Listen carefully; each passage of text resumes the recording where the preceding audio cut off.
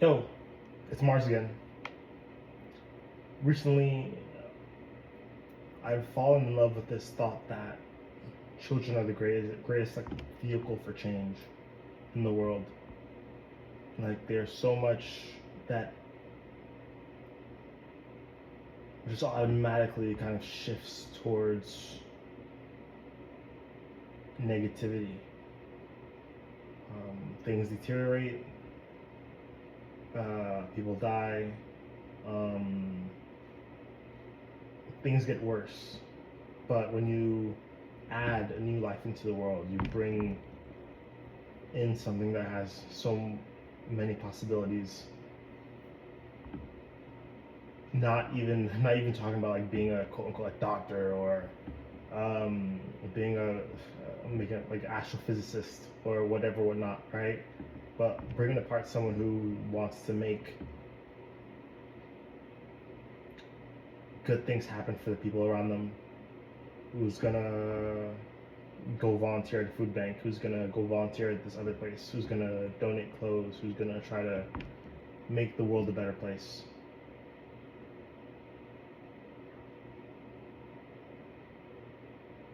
Which is why I think I might just be really biased because I don't really like my old folks that much. But the the idea of Social Security gets me so like angry sometimes because I understand why it's useful or whatever, right? And I do understand that not everyone is like financially literate enough to buy stocks or whatever, or save very well, or might not even have the means for it, or has a lot of people to take care of, etc. Like all the stuff or whatever. And it makes it really hard for me to be very stalwart on this point. But I truly believe that before it was always like, we're doing this for the future. We're doing this so the people in the future can be better, so the future generations can have more and proliferate. But in many ways, I think Social Security kind of goes against that, where it's more saying the young are going to work to make sure the old can live longer. And that on its face just feels like such a backwards way for society to be. I'm the first to say that I think that our society has a lot of problems.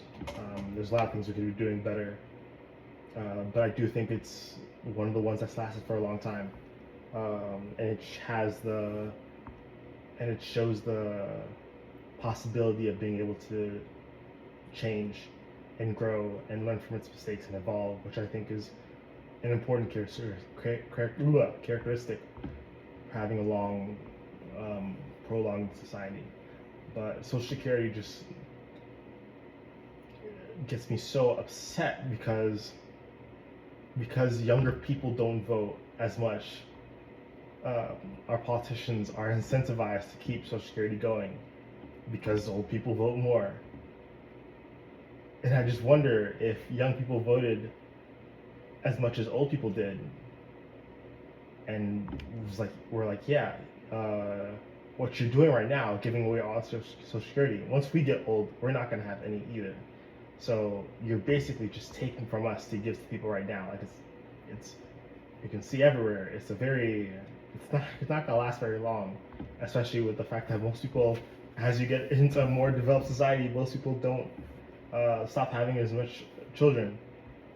So then your population pyramid kind of like does a flip, almost like Japan now. And I think that's one of the possibilities in the future that kind of scares me, which I think that's why immigration is a great thing. Obviously, it's important to fix that immigration system, but I personally think immigration is a really good thing because you're just adding in people of most of the time are going to be younger people, right? To substantiate your workforce. Maybe through the growth of AI, we'll be able to cut out some of these like menial jobs, to make the need for as much of a population not be as useful, and create more of a need of like more specialized people, which I think on average are probably just going to be less of them in the world. Um, I'm going on a tangent, but I also wonder if once we like not conquer space, but once we're able to use space in different ways, kind of like Factorio, where not maybe not like Factorio, but we go to like a different asteroid and we mine up all the raw like ingredients from there. We kind of bring it back here and it's like, okay, well, yeah, we can make houses like this much cheaper, and these things can be this much cheaper, and actually batteries are like we can make all these batteries, and we have all these iPhones, and you have to like bring the price down because there's just so many abundant resources, and then it's really up to humans just how much can you make. Um, but because we're not there yet, I don't know what's gonna happen in the next couple of years. I think the next couple of years are gonna be a very exponentially increased development for humans, in my opinion. I don't know exactly how, but I just feel like it is. Um, but I hope this aspect of having young people be the batteries for old people longevity is just so cringe, and I would hate to see a life where we have people living to like, I'm making up stuff, where I have people living to like 120, right, or 130, and if it plays the way it is now, you're literally just going to be having young people like in batteries just like in a machine, and then the old person just comes in and like just like sucks the life essence out of that person, which is I feel like kind of what we're doing right now already. Um, and in many ways, I do agree. I think this is like because I just have very negative feelings about the whole people in my life, but I have seen very good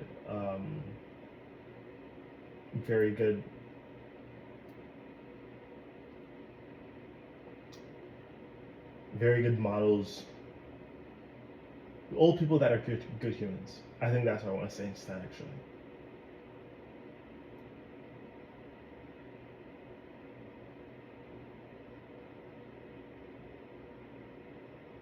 Which is why, when it comes to children, I just feel as though they deserve the highest quality of life possible.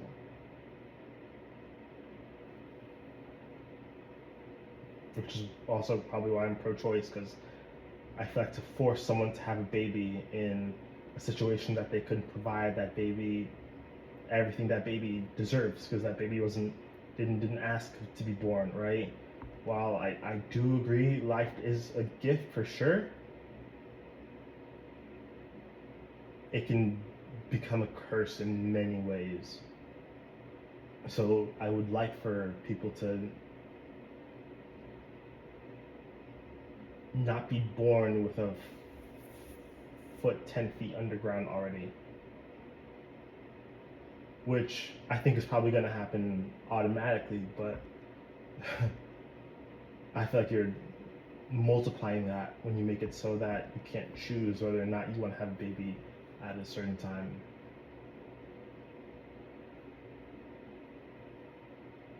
I just wonder how many other people feel that way, and then like the question stems from that. Like, if you feel that way, are you really just being selfish if you have a baby when you know that you don't have the means to provide? Of course, there are very happy accidents, I guess, or sometimes unhappy accidents, but there are happy accidents. And I do like 100% understand the need for having a very broad way of thinking society, where you have people that are very traditional, and you also have people who are very like that want to be accelerated, that want to do the like, yeah, give me with the Neuralink, give me with the bionic leg, give me with the bionic eye, give me 10 different facets on my brain so I can think faster. Like, yeah, definitely, like all that stuff. Give me a freaking drill hand so I can do my job quicker, give me fingers so I can type faster. And I kind of probably land in that camp.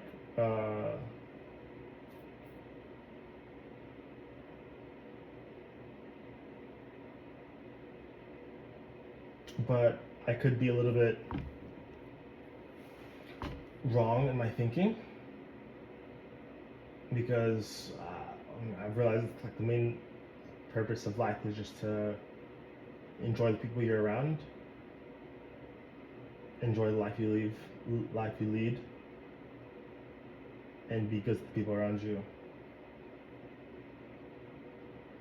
And oftentimes, the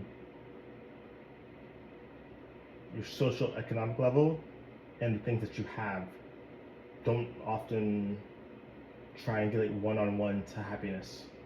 Is triangulate the word? But don't often come like down one-to-one on happiness. Obviously, that stuff definitely helps for sure. It makes it easier for you to achieve those things. But when you have to worry about debt and different types of stuff or whatever, but then on Christmas, on Thanksgiving, you come back to your family or you come back to your friends and you have your laughs, you have your fun, or you guys talk about like the hardships that you're facing together. That's probably way more important. And those people probably enjoy life the most, other than people who have everything but are very alone. Yeah, food for thought, I guess.